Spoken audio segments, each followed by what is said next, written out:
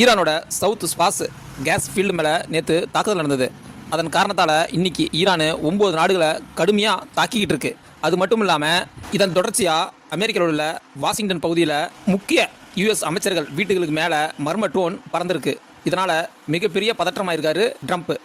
இந்த நேரத்தில் ட்ரம்ப் என்ன சொல்கிறாருன்னா, ஈரானோட சவுத் ஸ்பாஸ் கேஸ் ஃபீல்டு மேலே தாக்குதல் நடந்ததே எனக்கு தெரியாது அப்படின்னு சொல்லிட்டு அந்த பெல்ட்டி அடிச்சிருக்காரு. அதே மாதிரி ட்ரம்ப் இனிமேல் யாரும் சவுத் ஸ்பாஸ் பகுதியில் தாக்குதல் நடத்தக்கூடாது அப்படின்னு சொல்லியிருக்காரு. 11,000 கிலோமீட்டர் தாண்டி வந்து நீ இங்கே உன் வேலையை காட்டுறப்போ நான் அங்கே வந்து என் வேலையை காட்டுறேன் பாருன்னு இப்போ ஈரான் சம்பவம் செய்ய ஆரம்பிச்சிருக்கு.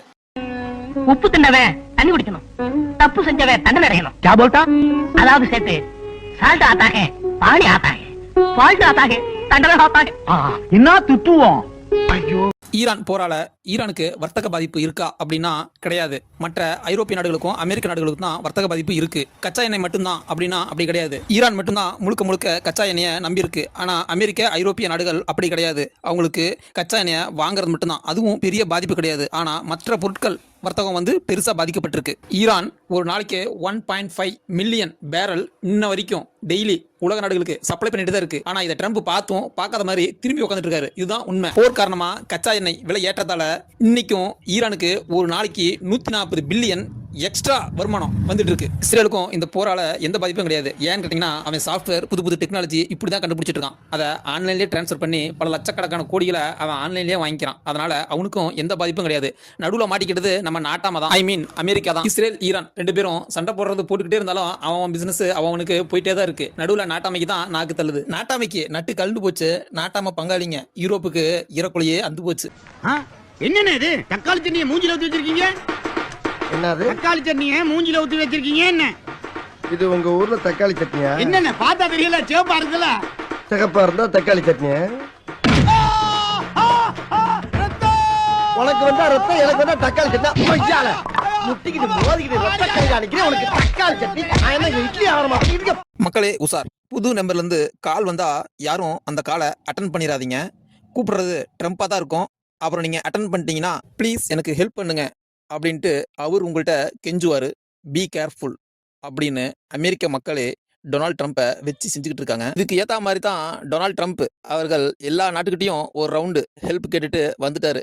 கடைசியா சைனாட்டியே போய் ப்ளீஸ் ஹெல்ப் மீ அப்படின்னு நின்றுட்டாரு.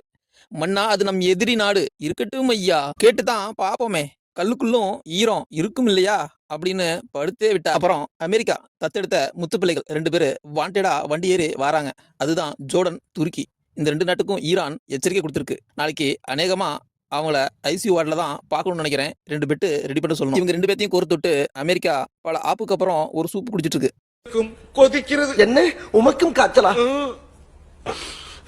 நாம் யாருக்கு என்ன தீங்கு செய்தோம்? நமக்கு மட்டும் ஏன் இப்படி எல்லாம் நடக்கிறது? அந்த சொக்கநாதரின் திருவிளையாடலை நம்மிடம் தான் காட்ட வேண்டுமா? இப்பதான் மோடிஜி ரஷ்யாவோட கைய கால பிடிச்சி ஈரான்ட கெஞ்சி கூத்தாடி ஸ்டேட் ஆஃப் ஹார்மோஸ்ல இருந்து 2 எண்ணெய் கப்பலை கொண்டு வந்து குஜராத்ல நிப்பாட்டி நெஞ்ச நிமித்தி நின்னாரு. நிமித்தின நெஞ்சில அமெரிக்கக்காரன் டாம்பர் ஒரு பஞ்சு. அது கேட்கும்போது எனக்கே வலிக்குது நெஞ்சு. மோடிஜி என்னத்தையாவது பண்ணி 2 கப்பலையும் நமக்காக தான் கொண்டு வந்தாருங்கிறது பெருமையான விஷயம்தான்.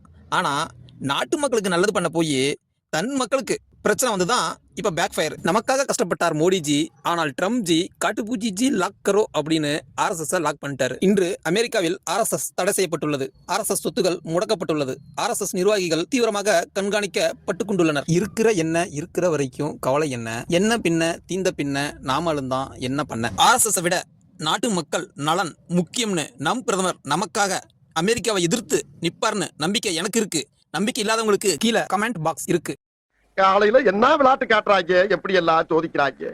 பொழுது விடிய விட மாட்டேங்கிறாங்க ஐயா.